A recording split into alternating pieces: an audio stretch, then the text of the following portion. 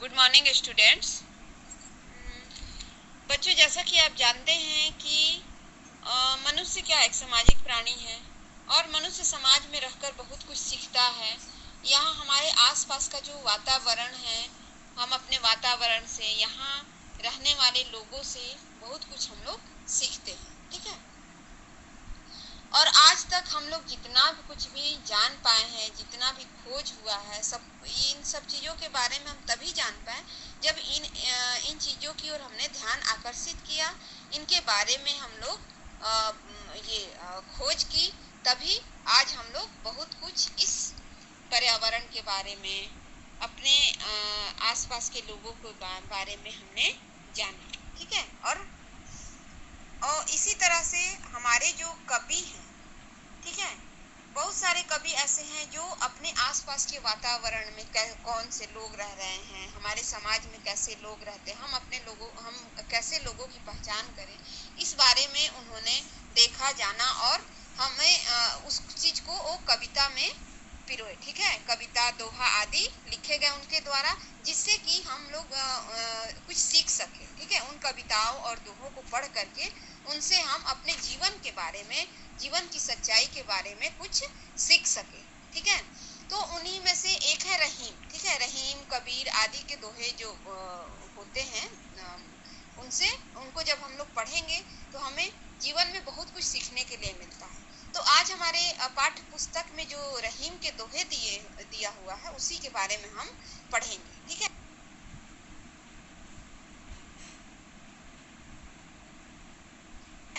रहीम के दोहे, रहीम इस अपने इन दोहों में समाज की सच्चाई के बारे में लिखे हैं और हमें कैसा बनना चाहिए, हमें अपने सच्चे मित्र की पहचान कैसे होगी, इन सब चीजों के बारे में उन्होंने लिखा है और उसी के बारे में हम आज इस पाठ में पढ़ेंगे। ठीक है।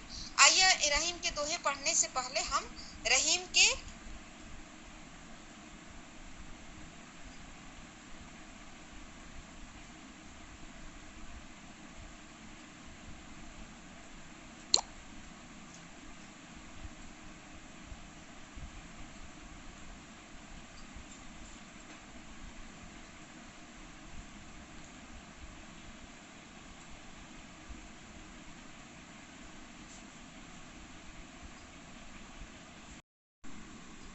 बच्चों, रहीम जो है, इनका पूरा नाम अब्दुल रहीम खान खाना था। ठीक है। इनका जन्म 17 दिसंबर 1556 को लाहौर में।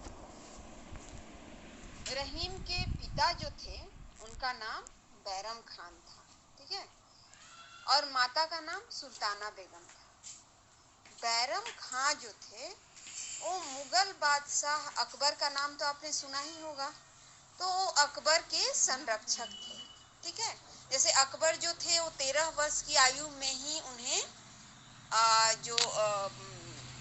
जैसे मुगल साम्राज्य का ये बादशाह बना दिया गया था। ठीक है। क्योंकि उनके पिता की मृत्यु हो चुकी थी।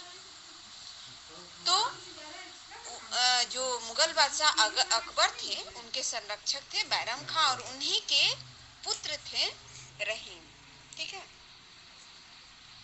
जब रहीम जब पैदा हुए थे तो बैरम खां की आयु जो थी वो 60 वर्ष हो चुकी थी।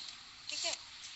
और रहीम जो है, उनका नामकरण अकबर ने ही किया था। रहीम को वीरता, राजनीति, राज्य संचालन, दानशीलता तथा काव्य जैसे अद्भुत गुण अपने माता पिता से विरासत में मिले थे।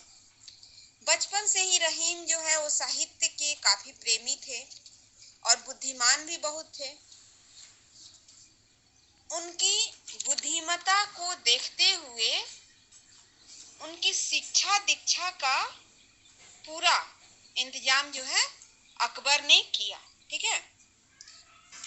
मुल्ला मोहम्मद अमीन रहीम के शिक्षक थे। इन्होंने ही रहीम को तुर्की, अरबी और फारसी भाषा की शिक्षा और ज्ञान दिया। ठीक है। जो मुल्ला ये मोहम्मद अमीन थे, वो रहीम के शिक्षक थे और उन्होंने ही रहीम को अरबी भाषा, तुर्की, फारसी आदि भाषाओं का ज्ञान दिया।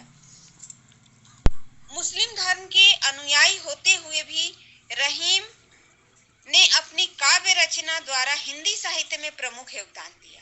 ठीक है, ये जो रहीम थे वो तो मुस्लिम धर्म के अनुयायी थे, एक मुस्लिम थे, लेकिन फिर भी उन्होंने हिंदी साहित्य में जो उन्होंने अपनी कविताओं की रचना की, उसके द्वारा उन्होंने प्रमुख योगदान दिया है। ठीक है, रहीम की बहुत सारी रचनाएं प्रसिद्ध हुई, जिन्हें उन्होंने दोहों के रूप में लिखा। ज्यादातर इनकी रचनाएं क्या है, दोहों के रूप में लिखी गई है। रहीम के ग्रंथों में प्रमुख हैं रहीम दोहावली, राग पंचाध्यायी, नगर शोभा, नायिका भेद, सवैये आदि काव्य प्रसिद्ध है। रहीम ने अपनी कविताओं, छंदों, दोहों में ज्यादातर पूर्वी अवधी, ब्रज भाषा तथा खड़ी बोली का प्रयोग किया है। पाठ्य पुस्तक में रहीम के द्वारा दिए गए ये कविताएं हैं, दोहे हैं, उनके बारे में हम लोग उनके अर्थ को समझते हुए, रहीम के द्वारा जो पहला दोहा इसमें लिखा गया है ये है, कही रहीम संपत्ति सगे बनत बहुत बहुरीत, विपत्ति कसौटी जे कसे तेई साचे मीत। ये जो रहीम का पहला दोहा है, इसमें उन्होंने सच्चे मित्र के बारे में बताया है कि सच्चा मित्र कौन होता है। जब मतलब हमारे मित्र तो बहुत सारे होते हैं, लेकिन हम सच्चे मित्र की पहचान कैसे करेंगे, आखिर कौन से मित्र सच्चे होते हैं। तो वो लिखते हैं अपने दोहे में, कही रहीम संपत्ति सगे बनत बहुत बहुरीत, मतलब कि हमारे पास जब संपत्ति होती है, हम हर तरफ से संपन्न होते हैं, तो हमारे बहुत सारे मित्र होते हैं। ठीक है, लेकिन वो उनमें से कौन हमारा सच्चा मित्र है, इस बात की पहचान कब होती है, जब विपत्ति कसौटी जे कसे तेई साचे में, जब दुख के समय जो हमारा साथ देता है वही हमारा सच्चा मित्र होता है। ठीक है, तेई मतलब होता है वही साचे, तेई साचे मित्र मतलब वही सच्चे मित्र होते हैं जो दुख के समय हमारा साथ दे। ठीक है, रहीम कहते हैं कि व्यक्ति हर तरफ से जब संपन्न होता है तो उसके बहुत सारे मित्र बनते हैं, लेकिन वो मित्र सच्चे नहीं होते हैं। उनमें से बहुत सारे लोग ऐसे होते हैं जो स्वार्थी होते हैं और अपनी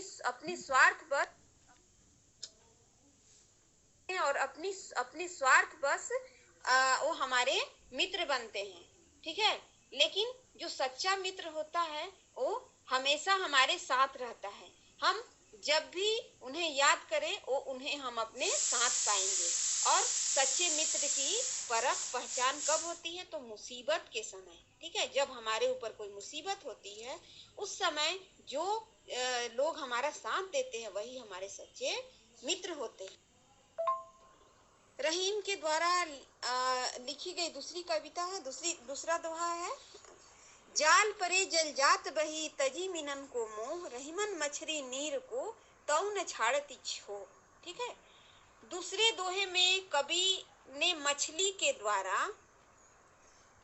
द्वारा अनन्य प्रेम करने की सीख ली है। मतलब कि कुछ लोग होते हैं कि किसी से इतना प्रेम करते हैं कि उनसे अलग होकर वो नहीं रह सकते। ठीक है, उनसे अलग जब जैसे ही उनको अलग किया जाता है तो तड़प कर उसकी याद में अपने प्राण त्याग देते हैं, लेकिन वो अलग रहकर जीवित नहीं रह सकते। तो यहाँ वही रहीमन मछली और पानी का उदाहरण देते हुए इस बात को हमें समझाया है। जैसे कि जाल परे जल जात बही तजी मिनन को मोह। ठीक है, रहीम कहते हैं कि मछली जो है जल से एकदम सच्चा प्रेम करती है, जबकि जल क्या है, उससे प्रेम का दिखावा करता है। जिस तरह से जाल को पानी में डाला जाता है, जल में डाला जाता है, तो मछली जो है जाल में फंस जाती है, और जो जल है वो तुरंत ही मतलब सारे मोह त्याग को छोड़ करके, मछली का साथ छोड़ करके वो जाल से बहकर निकल जाता है, ठीक है। लेकिन मछली जो होती है वो जैसे ही पानी से अलग होती है तो वह उसको उस मतलब वह उसको पानी से इतना प्रेम, इतना लगाव होता है कि वो पानी से अलग होते ही तड़प तड़प कर अपने प्राण को त्याग देती है, ठीक है। रहीम अपने तीसरे दोहे में कहते हैं कि तरुवर फल नहीं खात है, सरवर पियत न पान, कही रहीम पर काज हित संपत्ति सचहि सुजान। यहाँ तरुवर का मतलब होता है पेड़, ठीक है। खात है मतलब खाते हैं, सरवर मतलब तालाब, परकाज मतलब दूसरों के काम, पर मतलब दूसरे और काज मतलब काम, हित मतलब भलाई, सच ही मतलब एकत्र करना, सचना, जमा करके कोई चीज रखना, सुजान मतलब अच्छे लोग, सज्जन व्यक्ति, ठीक है। तो कबीर जो है अपने तीसरे दोहे में मनुष्य को पेड़ों और सरोवर की तरह परोपकार करने की प्रेरणा दे रहे हैं, ठीक है। जिस तरह से पेड़ और सरोवर क्या हमारे ऊपर परोपकार करते हैं, वो दूसरों के ऊपर परोपकार करते हैं, ठीक है। तो उसी तरह से मनुष्य का जीवन भी होना चाहिए, उन्हें दूसरों के ऊपर, दूसरों की भलाई करनी चाहिए, दूसरों का परोपकार करना चाहिए। रहीम कहते हैं कि पेड़, जो पेड़ होते हैं, तरुआ मतलब पेड़, वो अपना फल स्वयं नहीं खाते, ठीक है। उनका फल कौन, दूसरे लोग खा करके अपनी भूख को मिटाते हैं। उसी तरह से तालाब के अंदर बहुत सारा पानी भरा हुआ होता है, लेकिन क्या तालाब अपना पानी स्वयं पीता है? नहीं, वो भी दूसरों की प्यास बुझाता है। उसी तरह से मनुष्य का जीवन भी होना चाहिए। एक सज्जन व्यक्ति जो होता है वो अपनी एकत्र संपत्ति जो भी उसके पास होती है उसको दूसरों की भलाई में वो लगा देता है, ठीक है। तो यहाँ हमें इस दोहे के द्वारा रहीम कहते हैं कि हमें हमेशा दूसरों की भलाई करनी चाहिए, ठीक है। हमारे पास जो भी है, जो भी क्षमता है, उसके द्वारा हमें दूसरों की भलाई करनी चाहिए। रहीम अपने चौथे दोहे में कहते हैं कि थोथे बादर क्वार के जियो रहीम घहरात, धनी पुरुष निर्धन भय करे पाछली बात, ठीक है। यहाँ थोथे मतलब खाली, खोखले, ठीक है। बादर मतलब बादल, और क्वार, यहाँ क्वार एक महीना होता है जो जस्ट वर्षा ऋतु के बाद आता है, ठीक है। घहरात मतलब गर्जना करना, पाछली मतलब पिछली बातें। तो अपने इस दोहे के माध्यम से कवि कहते हैं कि हमें अपनी मतलब कि हमें अपने वर्तमान में जीना चाहिए, ठीक है। पीछे हम क्या थे, पहले हम क्या थे, मतलब हमारा जो भूत था वो क्या था, उसको हमें भूल जाना चाहिए। और जो भी हमारे वर्तमान में हमारा जीवन होता है, जो हमारी परिस्थिति होती है, उसी के अनुसार हमें जीवन जीने की आदत डाल लेनी चाहिए, ठीक है। मतलब कि हमेशा हमें वर्तमान के अनुरूप ही अपने जीवन को व्यतीत करना चाहिए। कभी यहाँ कहते हैं कि क्वार महीने के बादल जो होते हैं उनमें क्या होता है, पानी नहीं होता है। वे मतलब झूठी गर्जना करते हैं, सिर्फ गरजते हैं, लेकिन जितना गरजते हैं उतना उस महीने में क्या होती है, बरसात नहीं होती है, पानी उतना नहीं बरसता है। इसी प्रकार धनी व्यक्ति भी जब गरीब हो जाते हैं तभी वे बार बार अपनी अमीरी का बखान करते फिरते हैं, ठीक है। अपनी पिछली बातों को नहीं भूलते और वो ये नहीं समझ पाते कि अभी जो हमारी वर्तमान की स्थिति है वो क्या है। वह अपनी पिछली जिंदगी में ही अपनी पिछली जिंदगी को ही याद कर करके उसी का बखान जो है करते रहते हैं, ठीक है।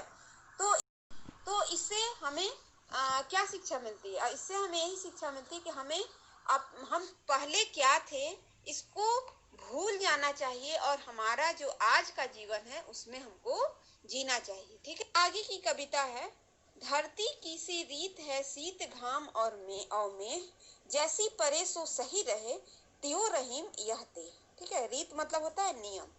शीत मतलब सर्दी, ठीक है। घाम मतलब धूप, मेह मतलब वर्षा, सही रहे मतलब सहती है।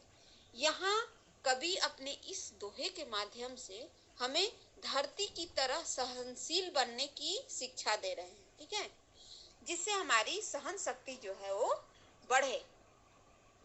कवि कहते हैं कि जिस तरह से धरती सर्दी, गर्मी, बरसात सभी को समान रूप से सहती है, ठीक है, वह अपना उन ऋतुओं में उसे क्या कठिनाई हो रही है उस चीज की शिकायत वो किसी से नहीं करती है, ठीक है। तो उसी तरह से मनुष्य को भी समझना चाहिए, और हमारे जीवन में जो सुख दुख आते रहते हैं तो दोनों को हमें समान रूप में सहने की शक्ति होनी चाहिए। मतलब कि कोई भी परिस्थिति हमारे सामने हो, उस परिस्थिति को हमें रूप से